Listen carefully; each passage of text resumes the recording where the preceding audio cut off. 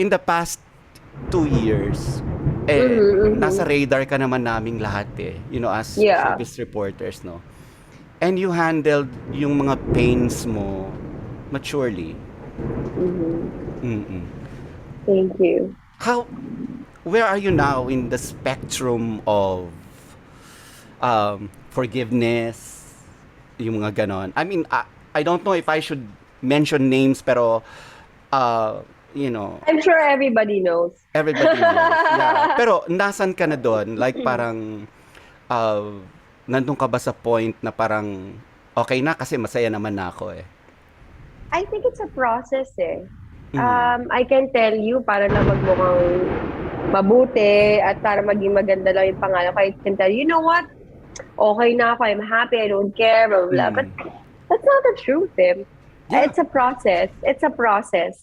But what I'm doing now is that I'm getting rid of all my baggage because it's not helping me. So if ever I'm doing that slowly, it's for myself. It's not for other people.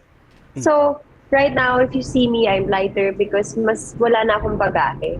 And Oh, I'm yeah. proud of myself that I was able to do that. Parang andali kasi it's easier said than done. And then yung parang, hello, parang everybody's going through that. Parang, sino ka ba? You're no different. So, get over it. Yes, of course, I've gotten over it. But, yung ano lang, yung, it leaves a mark eh. Hindi dahil sa nangyari, per se, but the way you look at yourself eh. It becomes different eh. You were broken, so you're still putting back all the pieces together. And now, I was able to put all the pieces back together. Siguro may kakaibang pieces na because I'm never the same person again after that. You were a better But person. You are yeah, a better person exactly. after that.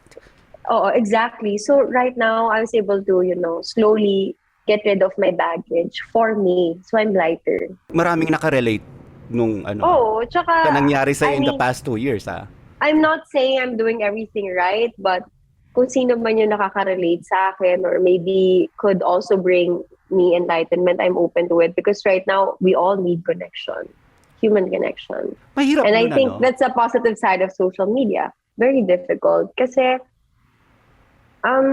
yung mga tao na pag-uusapan to, yung mga tao na andali mag-comment sa social media, yung mga tao na nagbibigay ng opinion nila about the matter.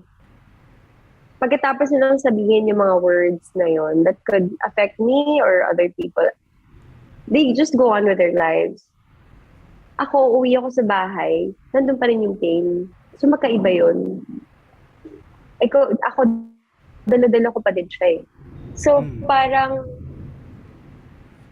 kahit nasabihin ko na, parang gusto ko siyang pagdaanan, ng ganito, ng ganyan.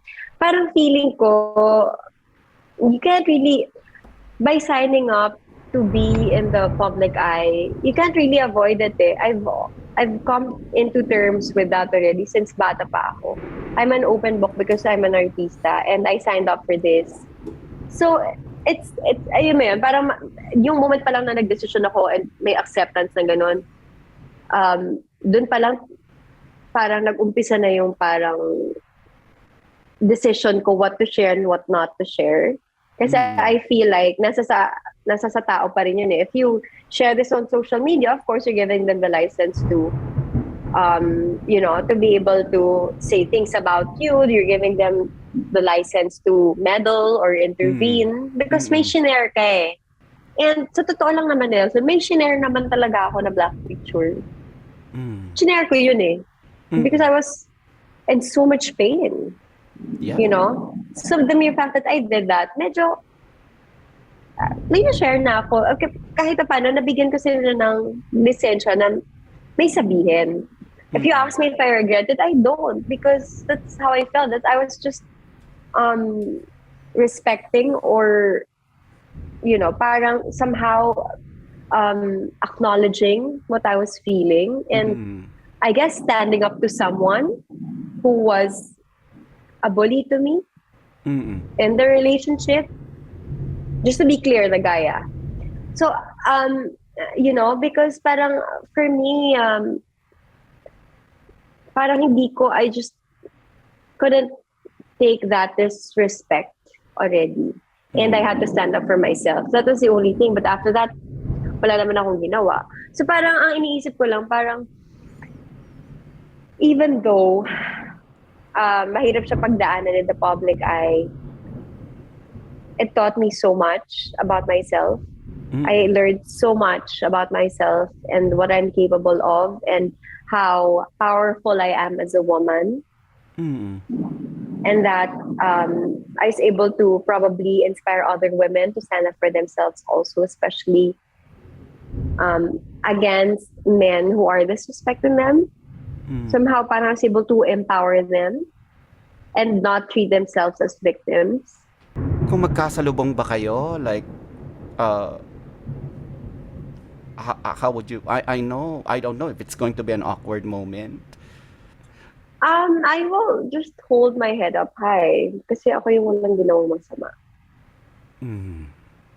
And just, walk straight, I guess. Kasi hindi ikaw yung maiilang kasi ikaw yung walang bagay sa konsensya mo.